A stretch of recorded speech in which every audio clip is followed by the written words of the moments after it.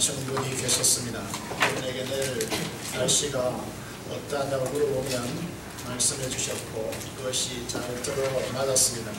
동네 사람들은 그분을 국장님이라 그렇게 불렀습니다.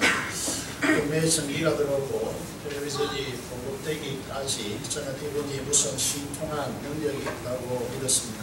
그래서 사실은 이분에게 사람들이 잊지 않는 라디오가 있어서 항상 그 라디오를 틀고 있어서 일기 예보를 듣고 말해주는 확실한 사실을 알았습니다.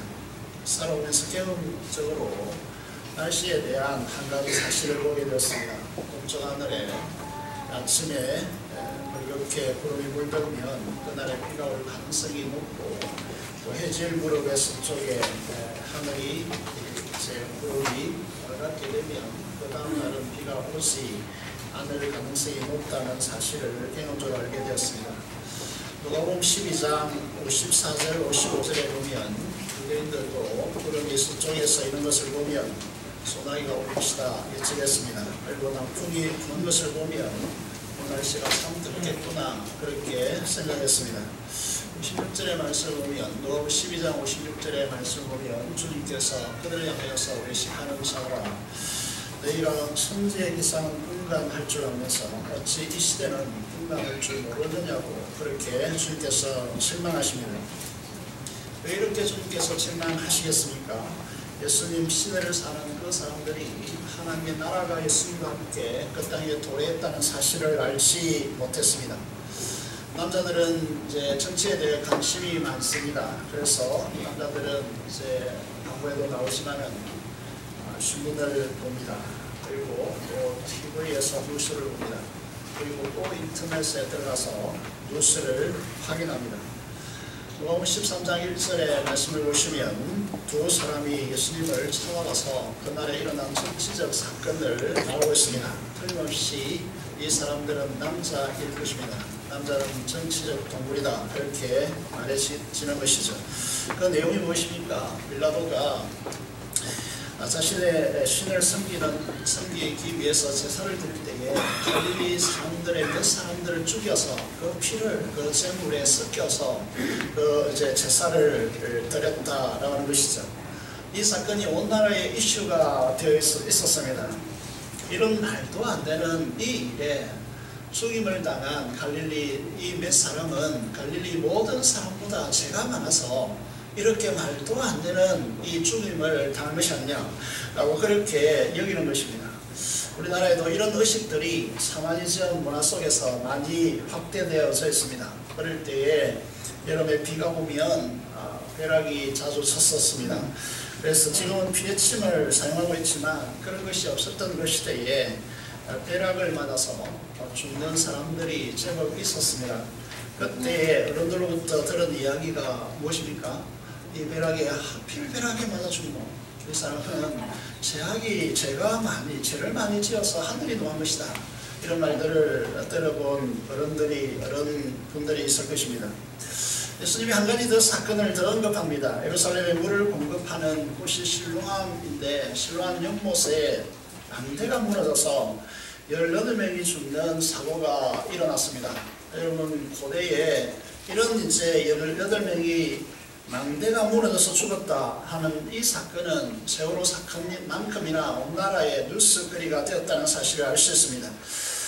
모든 유대인들이 다 알고 있는 사건인 듯합니다. 그래서 사람들은 사고당한 18명의 죽은 이 사람들은 예루살렘에 거하는 다른 모든 사람보다 죄가 더 많아서 세상에 망대가 무너져서 거기에 깔려 죽었다라고 그렇게 말하는 것이죠. 주님께서 이 부분을 말씀하시고 있습니다.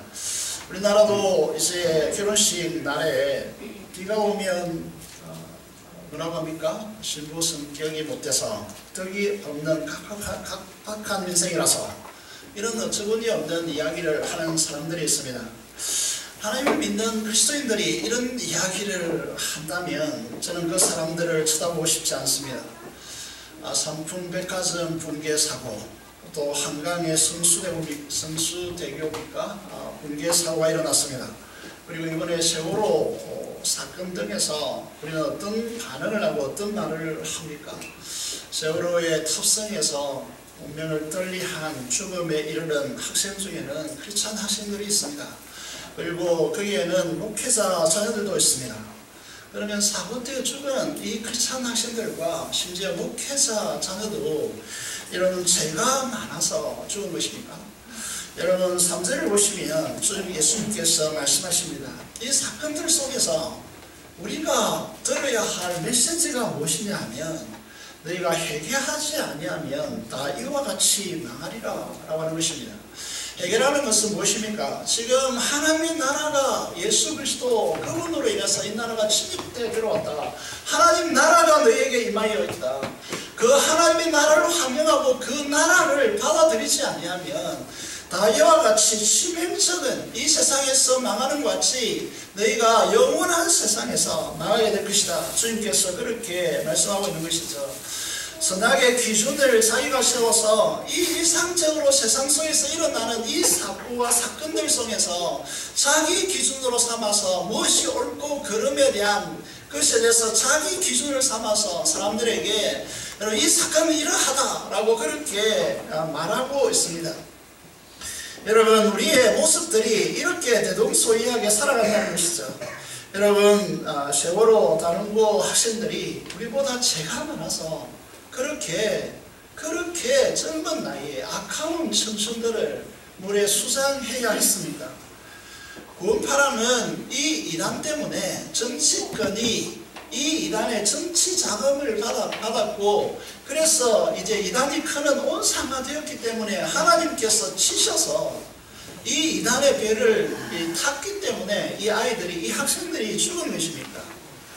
여러분 주님의 관점이 무엇입니까? 우리가 이 세상을 바라보고 사건 사고들 속에서 죽일 놈 살린 놈 이렇게 비판하고 있지만 우리의 관점은 어떠해야 된다는 것입니까?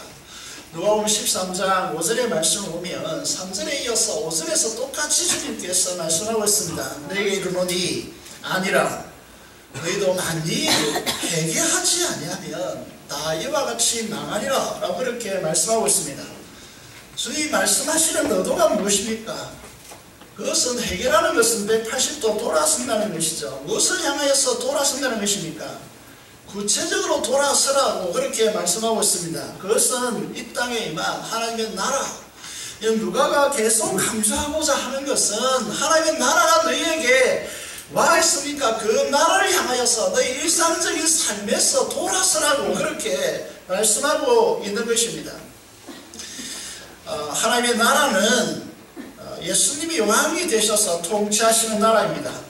성령 하나님의 능력으로 불치의 병들이 고쳐지고 악한 영인 귀신들이 떠나가고 죽은 자가 살아나고 죄의 길핍 가운데 사는 가난한 자들에게 하나님의 나라, 영생의 풍성한 하나님의 나라의 복음이 전해지는 이 역사가 예수 그리스도를 통하여 일어나고 있다는 것이죠.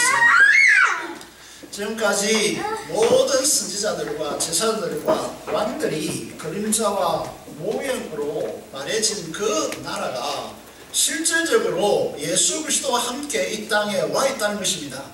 그래서 그 나라를 맞이하라는 것입니다. 새해나 설 명절이 되면 많은 목회자들이 저에게 문자를 보냅니다.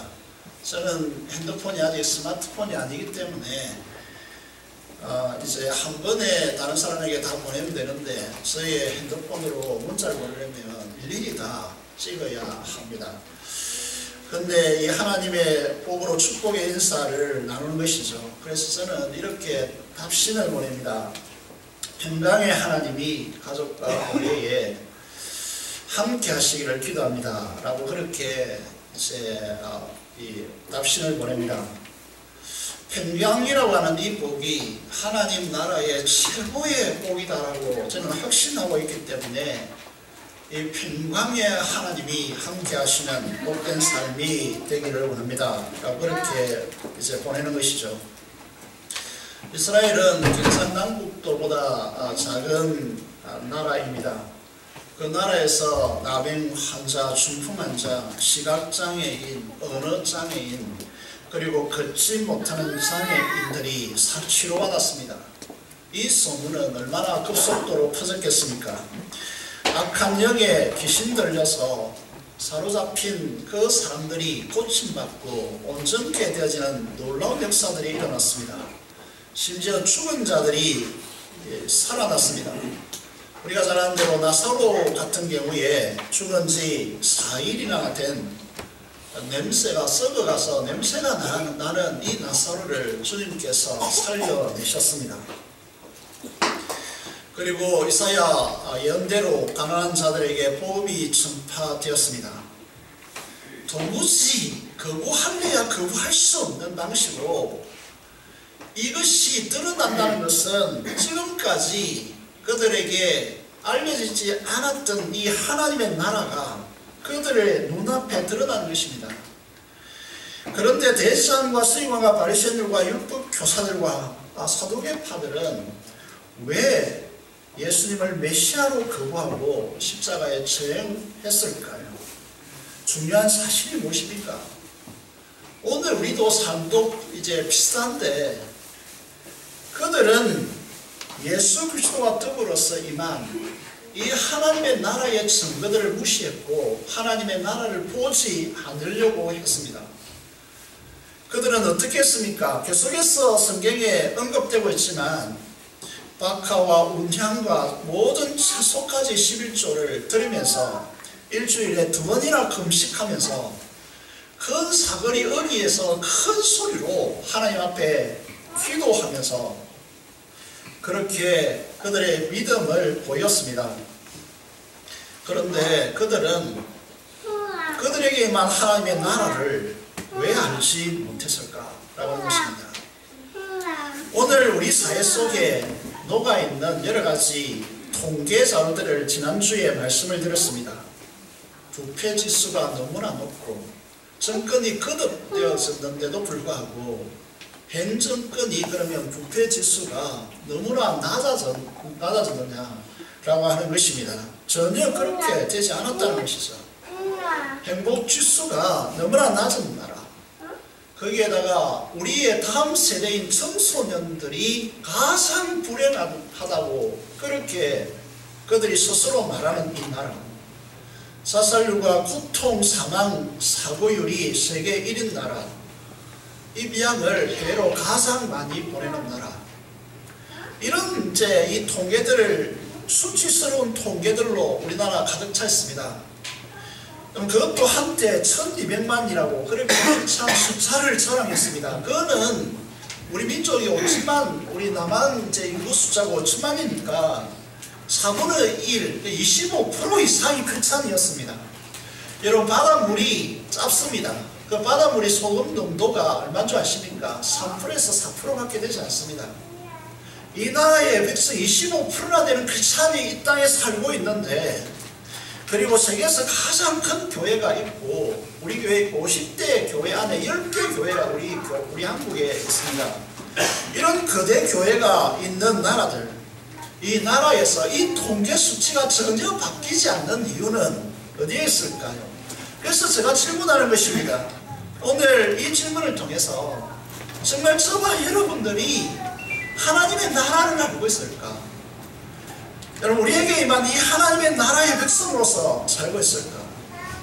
오늘 저희 친구인 대학교 친구인 허종훈 교수가 오전 예배부터 와 있습니다만은 대학교 때 일이 생각납니다. 제가 대학교 때에 통일교에서 조선일보가 했던 이 일간지에 대대적으로 한 면을 할인해서 통일교 전면 광고를 썼습니다. 전면 광고라는 것이 통일교 이미지 이렇게 쓰는 것이 아니고 그들이 주장하는 원리를 한 면에 그 신문 한 면을 다 실었습니다. 그 내용을 보면 이런 것입니다.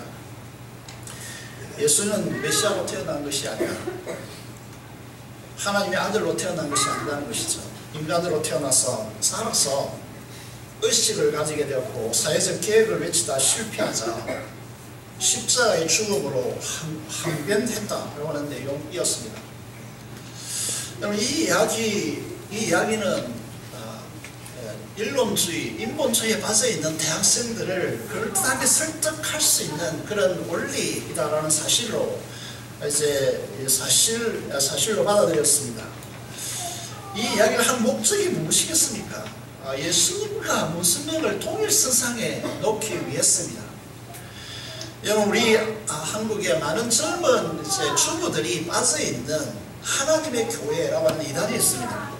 이 이단에 교주가 죽고 둘째 부인이 그 교단을, 그 교파를 교주로서 끌고 가고 있는데, 그들은 기도를 예수님 이름으로 기도합니다. 그렇게 하지 않습니다.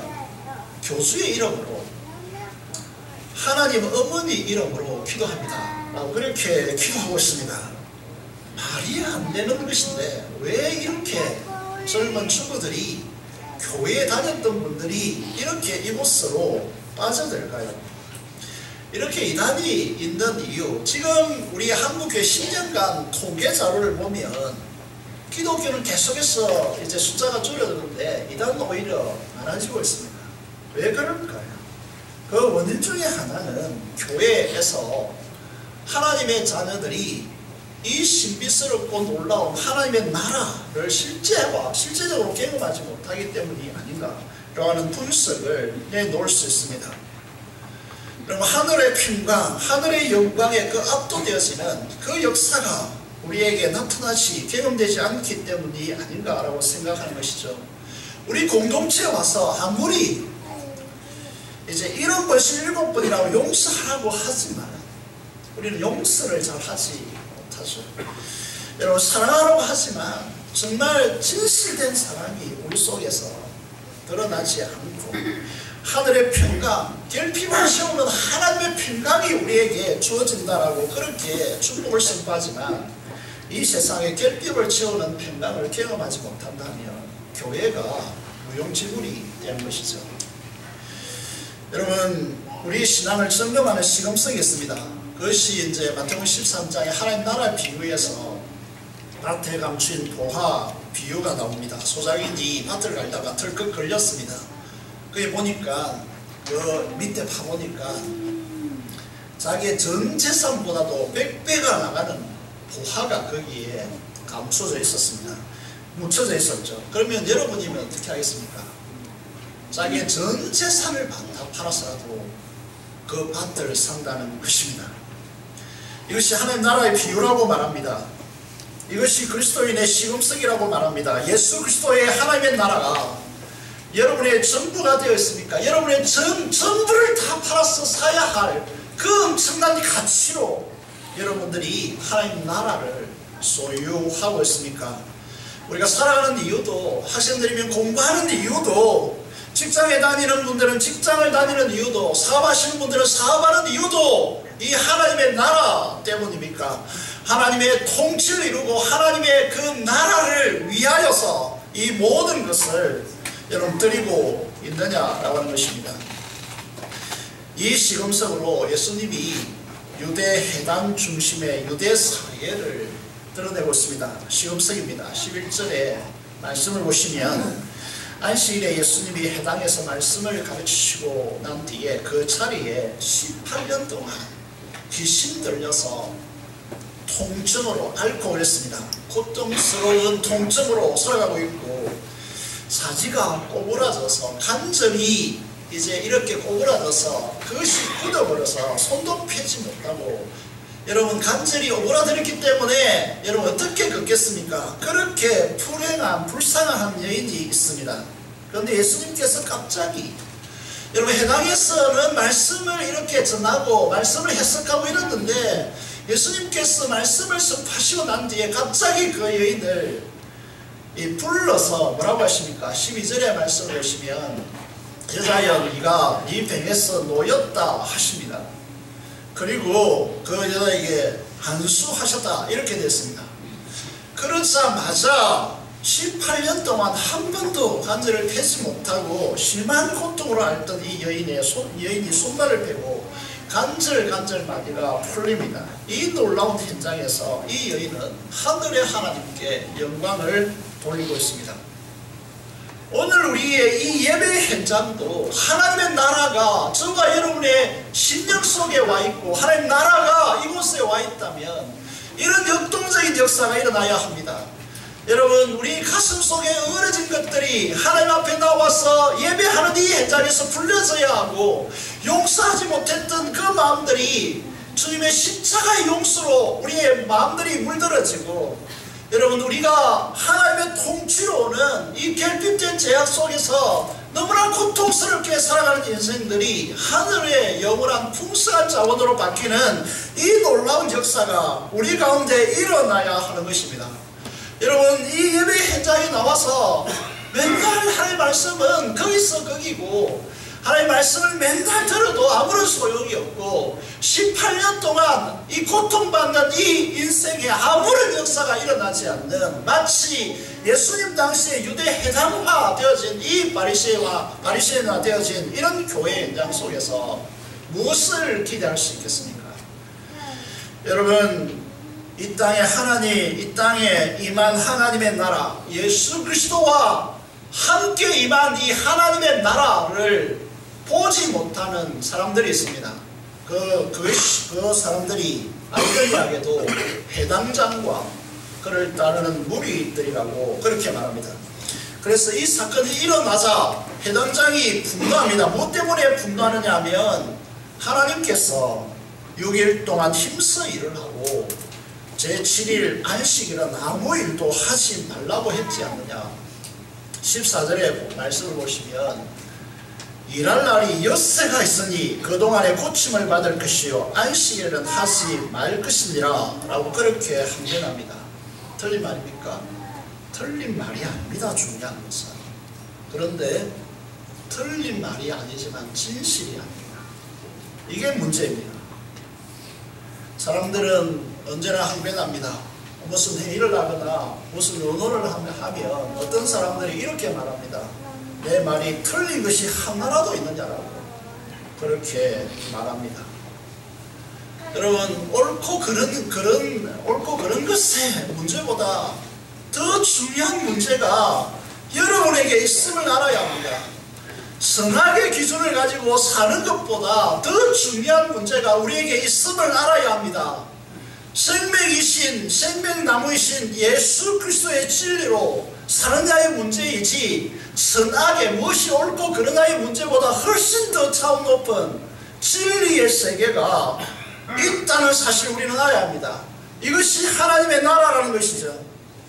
안식이라는 것은, 안식일에 유대 율법 체계 속에서 안식에 일하지 않는 것은 너무나 당연하다, 너무나 옳은 것이다 라고 말할 수 있지만은, 이 안식일은 모형입니다. 이 안식일은 실체가 아니고 그림자입니다.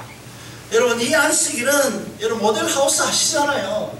그 모델하우스를 짓는데 1억 정도, 제가 몰랐던 사실인데 건설업자와 한 분과 만나서 이야기하는 중에, 여러분 이렇게 사바다 부도난 이유가 무엇이냐고 물었더니 이분이 이렇게 말했습니다. 모델하우스가 불이 났기 때문이다.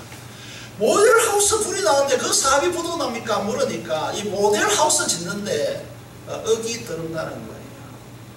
여러분, 그런데 그게 아무리 좋고 실제 아파트의 모양 그대로 지어놨다 할지라도 그 모델하우스를 내가 분양받겠다 이런 사람 아무도 없습니다.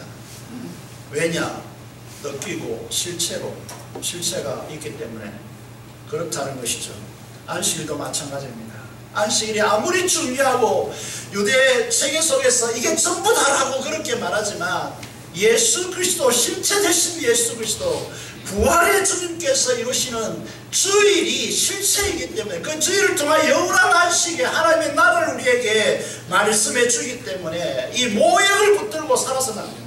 그런데 사람들은 어떻게 말하냐면, 유대 사회는 이 안식일이 우리의 진리고 우리의 전부이다 라고 그렇게 말하면서 안식의 일하는 것이 이제 율법의 선생이라고 말하는 이 예수 그리스도가 맞냐라고 그렇게 말하는 것입니다. 그래서 예수님께서 15절에 보시면 여러분 이렇게 말씀하십니다. 외식하는 자들아. 왜냐하면 외식은 이 땅에만 하나님의 나라의 그 실체를 보지 못하게 만들기 때문입니다. 안식에 일어나야 할 진짜 역사를 보지 못하고 안식을 지키지 않느냐고 분노하게 만든다는 것입니다. 그래서 주님께서 말씀하십니다. 너희는 안식일에 소나 나귀를 외양간에서 풀어내어 이끌어와서 물을 먹이지 않느냐. 하물며 그랬습니다. 하물며. 여러분, 하물며 이 단어는 대단히 중요한 이 단어입니다. 우리 신앙에 있어서. 하물며 18년 동안 사탄의 쇠사슬에 매여서 움직이지도 못하고 엄청난 고통 속에서, 여러분 관절 아파본 분이 있습니까? 얼마나 고통스러운 것인지 모릅니다. 살이 아리는 것과 뼈가 아리는 것은 차원이 전혀 다른 문제입니다. 그렇게 고통스럽게 살아가는 이 아브라함의 딸을 안식일에 그 매임에서 자유롭게 하는 것이 진짜 안식일이 아니냐 하는 것입니다. 율법이 있는 이유가 무엇입니까? 하나님의 통치를 이루고 하나님의 사랑으로 자유케 하고 하나님의 통치로 오는 평강을 누리는 것이 목적인데, 이 여인을 사탄의 고통에서 해방시키는 것이 너무나 당연한 것이지 않느냐는 것입니다. 지금 조국 교회의 신도들의 모습이 어떠합니까? 저와 여러분의 모습이 어떠합니까? 야고보서 2장에 보면 하나님의 복으로 우리가 잘 사는 민족이 되었어요. 저와 여러분들이 우리 이제 할머니 세대에서 먹을 보리마저도 없어서 쑥을 캐서 영명했던 그런 지난날의 가난한 시절을 생각해 보면, 여러분 이제 우리의 젊은 우리 10대, 20대들이 이제 상상이 되지 않을 것입니다. 여러분, 이런 이제 복을 받고 잘 살고 평안한 삶을 우리가 누리고 있습니다. 그런데 우리 가운데는 아직도 헐벗고 고통받는 우리의 이웃들이 있습니다. 우리의 형제들이 있습니다. 그들을 향하여서 일용할 양식이 없는데 내가 기도해 줄게. 평안히 가라. 배부를 먹으라. 양식을 실제적으로 주어야 하고 가서 밥을 사 먹어야 하는 이런 행함이 전혀 없이 오늘 그리스도인들은 내가 기도할게. 가서 배불러라. 배불리 먹어라. 이렇게 말만 한다는 것이죠. 금요일에 말씀드렸습니다. 우리의 신앙 헌신 경건이라는 것은 세 가지 요소로 구성되어져 있다. 하나님을 두려워하고 하나님을 경외하고 이제 하나님의 사랑에 압도되어서 하나님을 갈망하는 것이 신앙이고 헌신이다. 여러분, 우리의 신앙은 하나님을 정말 갈급해하고 갈망하는가? 여러분, 이 자리에 나오는 이 예배의 자리가 일주일에 한 번 습관적으로 나오는 것인가? 아니면 하나님을 만나기 위해서 그분을 갈망하면서 사슴이 시내물을 목마른 사슴이 시내물을 갈급한 같이 하나님을 갈망하여서 이 자리에 나오는가? 라고 하는 질문을 던지는 것입니다. 그런데 많은 그리스도인들의 실제는, 오늘 한국교회의 많은 성도들의 실제가 무엇입니까?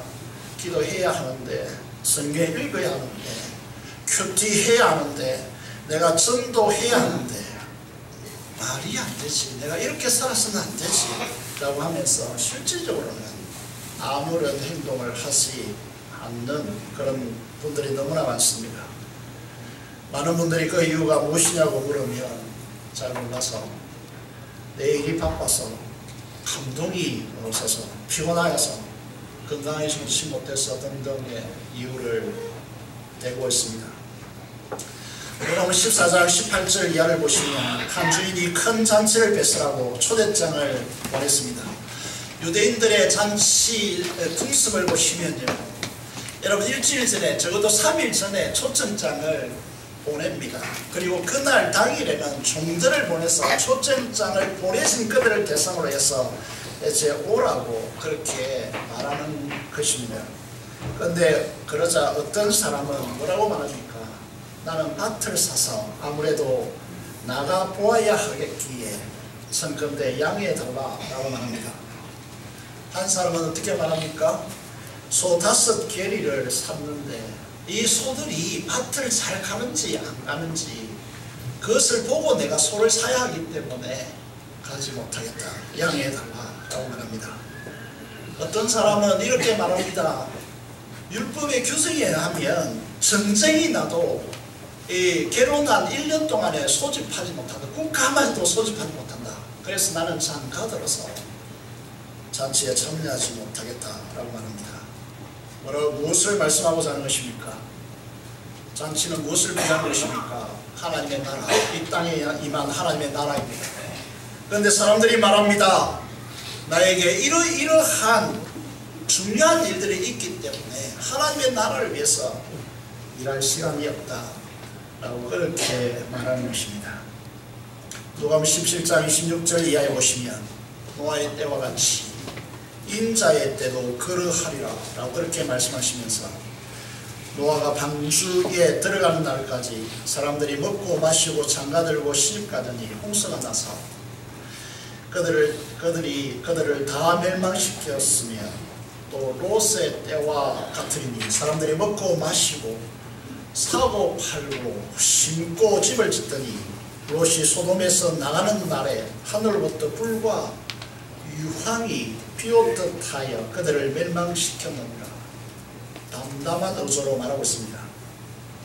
시대가 흘러갈수록 종말이 주님의 재림이 가까울수록 이 시대는 어떤 현상이 일어납니까? 하나님 나라는 관심이 없고 먹고 사고 집 짓고 장가 보내고 여러분 심고 그런 일에 온통 우리의 마음을 다 빼앗겨서 주님이 오실 때 너에게 믿음을 보겠느냐라고 그렇게 말하고 있습니다. 하나님 나라는 어떤 나라입니까? 어떤 나라이기에 우리의 전부가 되도록 삶을 고치라고 말하고 있습니까? 18절에 보면 그러므로 라고 하는 단어를 써서 이 하나님 나라에 대한 결론을 주님께서 내리고자 합니다. 이 단어 세밀하게 한번 읽어보시면 그러므로 지금까지 일어났던 많은 사건들과 가르침 속에서 결론으로 말하고자 하는 주님의 마음, 그러므로 예수께서 이르시되 하나님 나라가 무엇과 같을까? 내가 무엇으로 비교할까? 예수님의 이 애타는 마음이 들립니까? 하나님의 이 땅에 임한 하나님의 나라를 그들에게 알리고 싶고 그들에게 보게 하고 싶고 그들이 깨닫고 그 삶에 온전히 몰입해서 들어오게 하기 위해서 주님의 이 간절한 마음이 여러분에게 들립니까? 하나님의 나라는 채소밭에 심은 겨자씨 한 달과 같다라고 했습니다.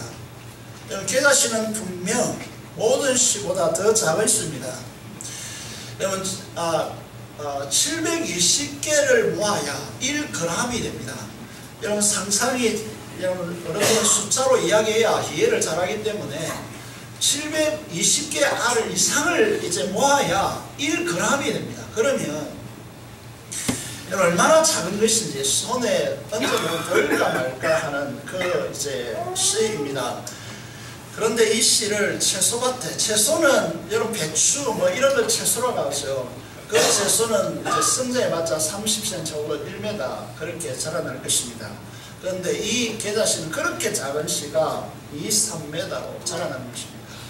이거는 하나의 풀이 아닙니다. 더 이상 나무라고 그렇게 표현할 수밖에 없죠. 그 나무에 이제 그 열매를 먹기 위해서 새들이 그 나무에 깃들인다라고 그렇게 말합니다. 이 하나님 나라가 이와 같다라고 주님께서 말씀하십니다. 이해되십니까? 20절의 말씀을 보겠습니다. 예수님의 이 절박한 간절함이 여러분 읽혀지기를 원합니다. 또 이르시되 내가 하나님의 나라를 무엇으로 비교하면 너희가 이 하나님의 나라를 깨닫겠다. 이렇게 주님께서 말씀하고 있습니다. 이 나라는 가루스말이라고 했습니다. 스말이라는 것은 한 말은 열대이죠. 한 대는 잘 아시다시피 1.8kg 있어. 1.8kg를 30을 곱하면 54kg가 됩니다. 여러분 이 54kg, 여러분 이 뭐 쌀 마트 가서 사는 쌀이 보통 10kg입니다. 큰 거는 20kg이고 그 이상을 여러분이 들고 오기가 힘들지 않습니까? 그런데 54kg입니다. 이 4kg를 노력 하나를 집어넣으면 그 가루 54kg가 되는 그 가루 전부가 다 부풀어진다 라고 하는 것입니다. 변화된다는 것입니다. 하나님의 나라는 이런 나라이다 라고 하는 것입니다. 그런데 외식주의자 바리새인들이 규범으로 만들어 놓은 이 율법주의의 이 방식, 온 유대 사회를 율법주의 규범 속에 다 집어넣어서 전체 사회를 구조화했는데도 불구하고 겨자씨 하나가 일으키는 이 생명의 역사가 일어나지 않는다는 것. 여러분, 우리 크리스찬들이 이 땅에 750만, 850만이라고 하는 이 엄청난 숫자가 이 땅에 존재하고 있는데, 진리로 일어나는 역사가 이 민족을 변화시키지 않는다면 이것은 한국 그리스도인들이 완벽하게 외식한다는 거예요. 우리의 영적 수준을 보십시오. 여러분, 바리새인의 주님께서 뭐라고 했습니까? 겉으로 팽토상한 것인데 그 속에는, 여러분, 사람들이 밟고 다니까 아무런 표시가 나지 않는데 그 속에는 무덤이다 그랬습니다. 여러분, 죽음의 뼈들만 그곳에 묻혀있다 그랬습니다. 생명이 없다는 거예요.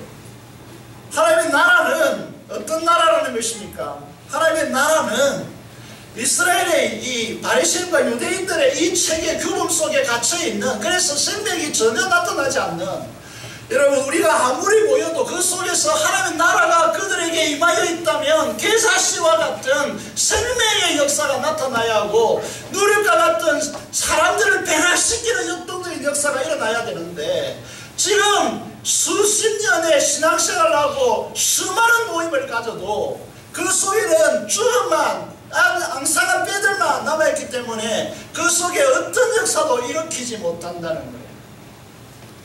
그래서 외식한다는 거예요. 이게 그들만의, 바로 예수님 당시 그들만의 이제 리그입니까? 그들만의 말입니까? 오늘 우리의 이야기가 아닙니까? 정말로.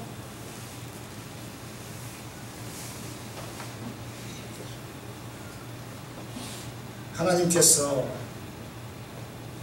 우리를 향하여서 뭐라고 말씀하십니까? 너희는 세상의 빛이다, 소금이다, 그렇게 말씀합니다.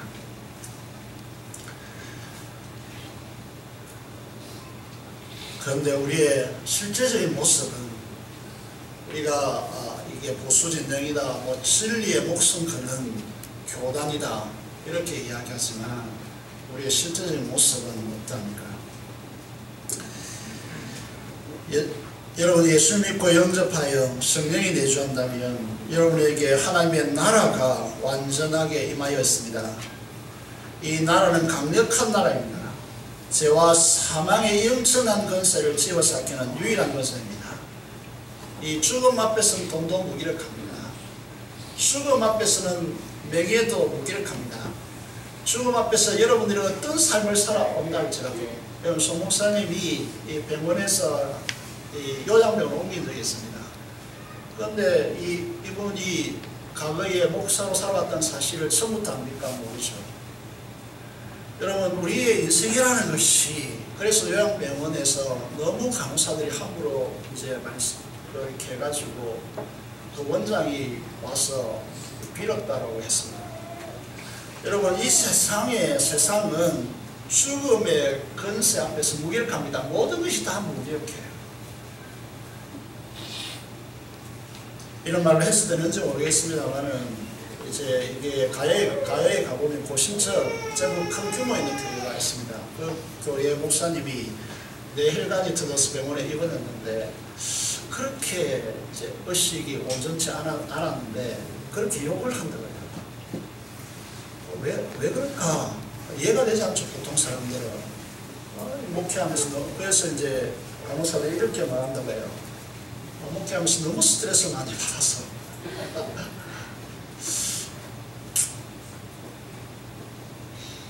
그런데 우리가 알아야 될 것이 뭐냐면, 이 죽음의 권세, 죄와 사망의 권세가 얼마나 무서운 것인지 여러분들은 아셔야 됩니다. 그런데 고린도전서 15장 15절에서 57절의 말씀을 보시면 사도 바울이 외치고 있습니다. 사망아, 너의 승리가 어디 있느냐? 사망아, 네가 쏘는 것이 어디 있느냐? 사망에 쏘는 것은 죄요, 죄의 근성은 율법이라. 우리 주 예수 그리스도로 말미암아 우리에게 승리를 주시는 하나님께 감사하노니. 58절은 다 아시죠? 그러므로 내 사랑은 힘제라. 견실하며, 이전에는 견고하며 그랬습니다. 견실하며 흔들리지 말고 오직 주에게 더욱 힘쓰는 자입니다.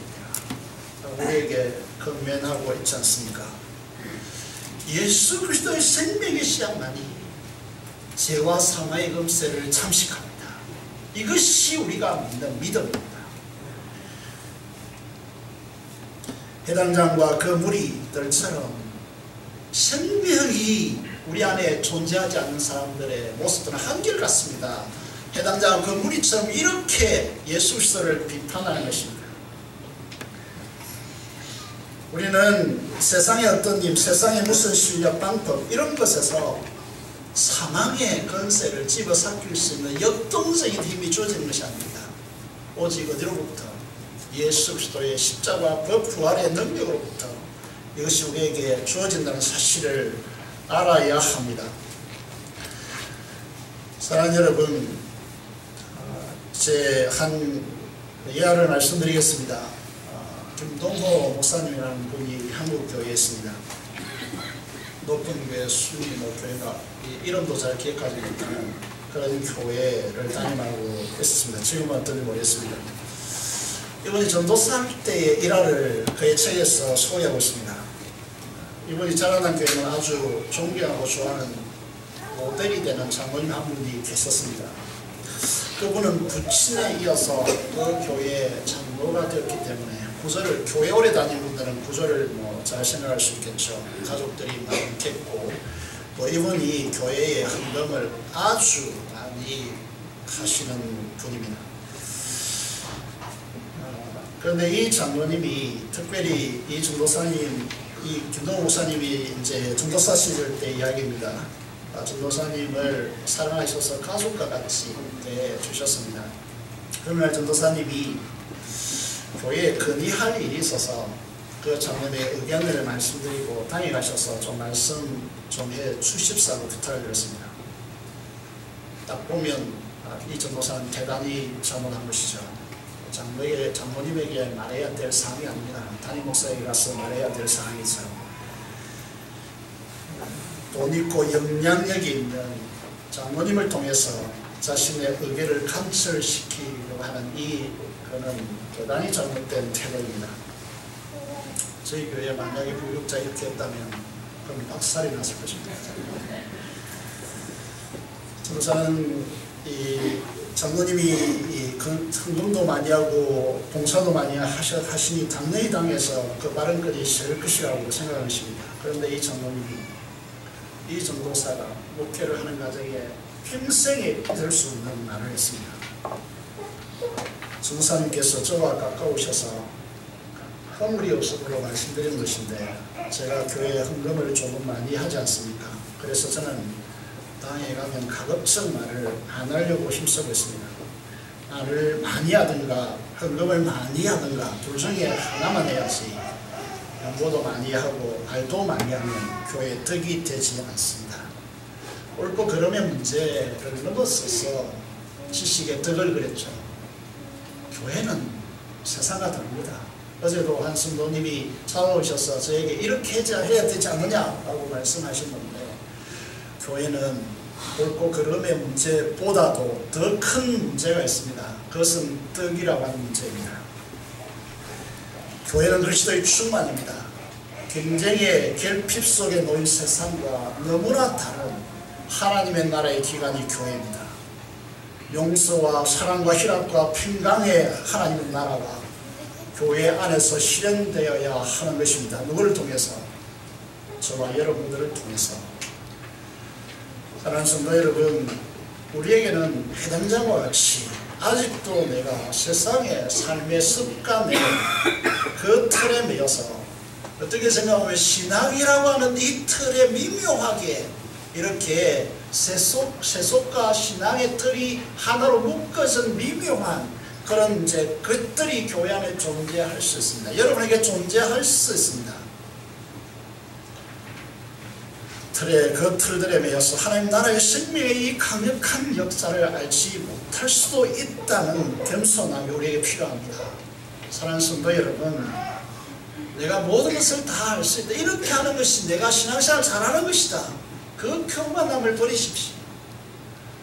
이 해당장과 같이 그 무리들과 같이 하나님의 나라, 이 거대한 나라가 실제로는 이 나라를 보지 못했다면 제발 좀 겸손하십시오.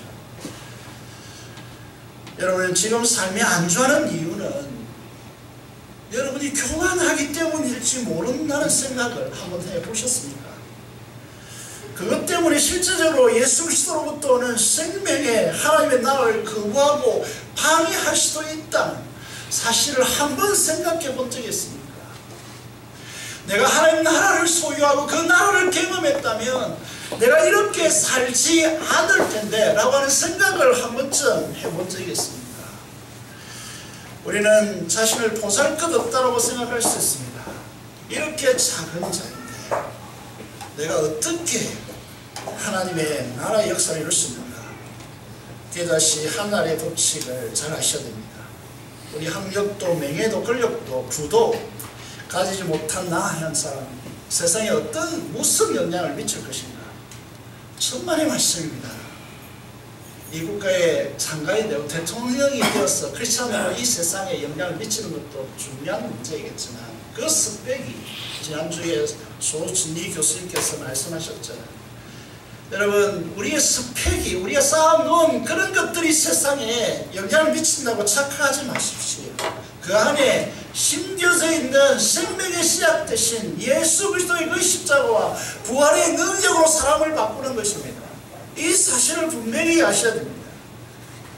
갈릴리 어부들, 베드로와 야고보와 요한, 그 핵심에 이너 서클에 있었던 이 세 사람을 생각해보면 이 사람들이 도대체 뭘 했습니까? 배웠습니까? 세상에서 성공했습니까? 아닙니다. 그래서 하나님 나라의 씨앗 예수 그리스도가 심겨지고 자신의 처지가 아니라 진리의 순복할 때에 예루살렘 온 유대와 사마리아와 땅 끝까지 이르러 하나님의 나라를 그들에게 심고 이제 하나님의 복을 그들에게 전한 것입니다. 너희는 세상의 빛과 소금이라고 했습니다. 하나님 나라의 계달시 하늘이라고 그렇게 하늘과 같다 하나님의 나라 그랬습니다. 계단에 이제 센서 등을 아시죠? 센서 등. 그러니까 지금 날이 어두우면 자동적으로 불이 켜지는 시스템이 있습니다. 그런 이제 등이 있습니다. 그런데 그 계단 내에 사람이 움직이면, 그러니까 물체가 움직이면 켜지는 더 밝은 등이 있습니다. 어두워지면 그 등이 켜지는데 사람이 움직이면 더 밝은 등이 켜지는 것이죠. 그러면 더 밝은 빛이 오면 작은 이 센서 등은 눈 깜짝할 사이에 그것은 꺼져버립니다. 무슨 말을 하려고 하느냐 하면 하나님의 나라가, 생명에 빛된 하나님의 나라가 여러분에게 임하여 있다면 죄의 어둠이 일시에 물러가 버립니다. 설교 이어서 좀 축약해서 말씀드리겠습니다. 지금 여러분들은 어떤 믿음을 가지고 있습니까? 여러분에게 하나님의 나라가 임하였습니까? 마태복음 17장 20절을 우리는 잘 알죠. 마태복음 17장 20절의 말씀이 진실로 너에게 이르노니 만일 너에게 계자씨 하나를 만큼만 있어도 이 산을 명하여 여기서 저희로 옮겨져라 지라 하면 옮겨질 것이요 또 너희가 못할 것이 없으리라 그랬습니다. 여러분들은 못할 것이 없습니다. 계자씨 하나만큼만 믿음이 있어도 합니다. 그런데 우리는 어떻게 합니까? 무슨 성경을 내가 적어도 한 번 정도 읽고 혹은 10번 정도 읽어야지, 새벽기도 한 번도 빠지지 않고 나와야지, 그래도 금식기도 한 3일 금식기도는 해봤어야지, 이런 것을 계속해서 이야기하려고 합니다. 주님은 그런 뜻이 아닙니다. 깨닫이 하늘만큼만 그렇게 말씀합니다. 2월 18일이 무슨 날이었죠? 2월 18일 기억하십니까? 2월 18일이 무슨 날입니까? 수요일. 예? 수요일이었죠. 2월 18일이 수요일이었습니다. 2월 18일이 무슨 날입니까? 작은 설이었습니다. 까치까치 설날입니다. 오늘이고요. 그렇죠? 우리 설날 내일이에요. 그 2월 18일이 이제 교회령에 하면 제의 수요일이라고 말합니다. 제의 수요일. 사순절이 시작되는 날이다 라는 의미입니다. 지금 우리는 사순절을 보내고 있습니다. 그럼 4월 3일이 고난주간에 예수님께서 이제 정살이다, 우리는 이렇게 한자가 좀 어렵기 때문에 그죠? 가톨릭에서는 성금요일이다 이렇게 부르고 있습니다. 그날까지 주일을 뺀 40일 기간을 이제 사순절이라고 이야기하는데, 사순절이 시작되었습니다. 그래서 내일부터 올해까지 몰라죠? 좀 오셨습니까? 특별 새벽 기도를 하죠. 특별한 것이 아니죠, 사실. 오늘 이 시대가 스마트폰 문화, 밤의 문화 속에 젖어 있습니다. 이 스마트폰의 폐해는 제가 스마트폰을 하지 않습니다. 왜 하지 않느냐? 이 시대가 이 스마트폰 문화가 가져온 폐해는 여러분 저번 주에 소진이 교수도 말했지만 정말 피해가 큽니다. 어제도 학생들이 기도하기 위해서 토요일에 모여서 보니까 아이들이 전부 다 불을 꺼놓고 스마트폰 켜고 켜놓고 너 망하노? 이렇게 하고 왜 불을 켜지 않고 깜깜한 데서 그렇게 스마트폰만 들여다보고 있느냐고요. 모였으면 함께 교제하고 어떻게 사는데 우리가 수련회 갔다 왔으니까 그때 재건교회 역사에 대해서 배웠는데 니 어떻게 생각하노? 이런 토론 문화가 아니라 스마트폰에. 그런데 그것은 하나님 나라의 영상을 죽입니다, 여러분. 이게 중요한 문제예요. 하나님 나라의 영상을 죽인다. 오늘 제 친구가 오래 설교를 듣는 게 아니고 제가 마무리를 못해서 이렇게 하는데 그 친구가 가도하게 없는데 제가 지금 친구를 대학교 졸업한 몇 년 만에 만났죠? 30년 만난 건가요?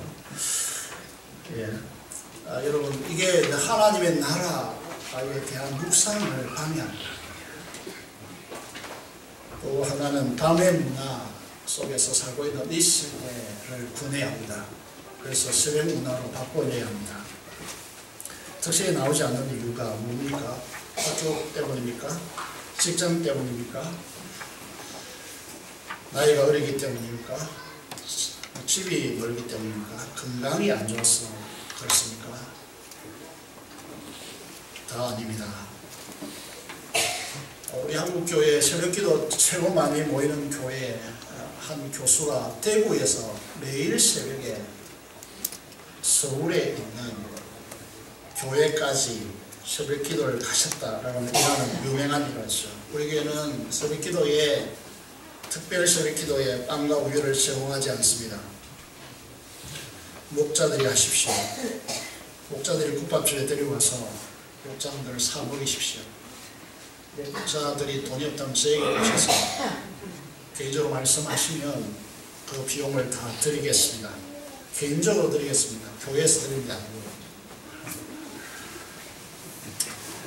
집이 멀어서 오지 못하겠다면 카풀을 하십시오. 그것도 안 되면 교회 방마다 불을 다 해필 수 있습니다. 교회에서 숨으시면 안 됩니까? 모든 목자들 성도들이 특별히 젊은이들이 청년들이 밤의 문화 속에서 이 살아가는 이 문화를 거부하고 새벽을 깨우는 성도들이 되시길 바랍니다.